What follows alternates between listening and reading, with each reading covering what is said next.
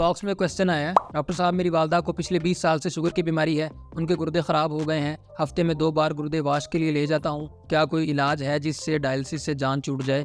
जवाब ज़रूर दें प्लीज़। सबसे पहले मैं ये बताता हूँ कि गुर्दों का हमारे जिस्म में क्या फंक्शन है, क्या काम होता है। हमारे जिस्म में जितने भी फालतू केमिकल्स होते हैं, जहरीले मादे होते हैं, गुर्दों ने उन्हें जिस्म से बाहर खारिज करना होता है। हम 2 मिनट के लिए वॉशरूम जाते हैं और जितने भी जहरीले केमिकल्स हैं वो हमारे जिस्म से खारिज हो जाते हैं और हमारा जिस्म बिल्कुल साफ हो जाता है। अब शुगर के मरीजों में क्या होता है कि ऐसे मरीज जिनकी शुगर कंट्रोल नहीं रहती, उनके गुर्दे मुसलसल दबाव में होते हैं। जब खून के अंदर शुगर हाई होती है तो वही शुगर गुर्दों की तरफ जाती है, गुर्दे उस शुगर को पेशाब में खारिज करते हैं और शुगर के मरीजों को पेशाब ज्यादा आता है। अक्सर शुगर के मरीज जिन्हें पेशाब ज्यादा आता है वो बड़े खुश होते हैं कि हमारे गुर्दे तो बिल्कुल ठीक काम कर रहे हैं। असल में हकीकत ये है कि जितना आपको पेशाब ज्यादा आ रहा है आप डायलिसिस के उतना नज़दीक जा रहे हैं। अब अगर मैं आपको आसान अल्फाज में समझाऊं तो होता क्या है कि उस हाई ब्लड शुगर के दबाव की वजह से गुर्दे पेशाब के अंदर शुगर भी खारिज कर देते हैं, प्रोटीन भी खारिज कर देते हैं और मरीज को पेशाब ज्यादा आता है। अगर मैं आपसे कहूं कि आपने रनिंग करनी है, आप मैक्सिमम कितनी देर भाग लेंगे? 1 घंटा, 1.5 घंटा, मैक्सिमम 2 घंटे भाग लेंगे। एक टाइम आएगा कि आपका जिस्म जवाब दे जाएगा। यही मामला गुर्दों के साथ होता है। गुर्दे ज्यादा पेशाब बनाते रहते हैं।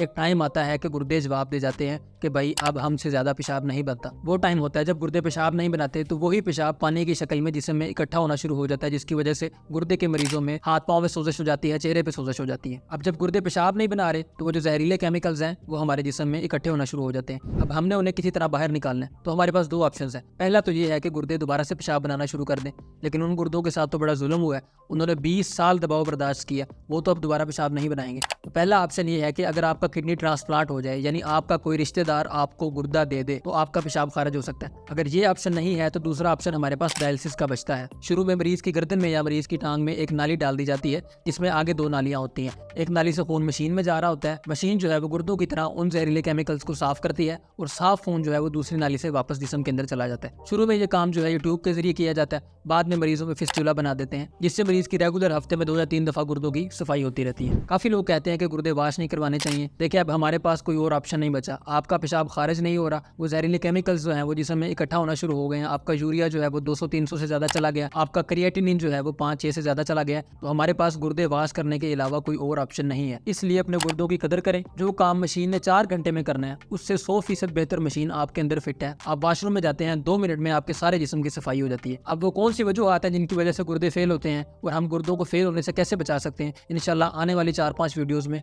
हम इसी टॉपिक पर बात करेंगे।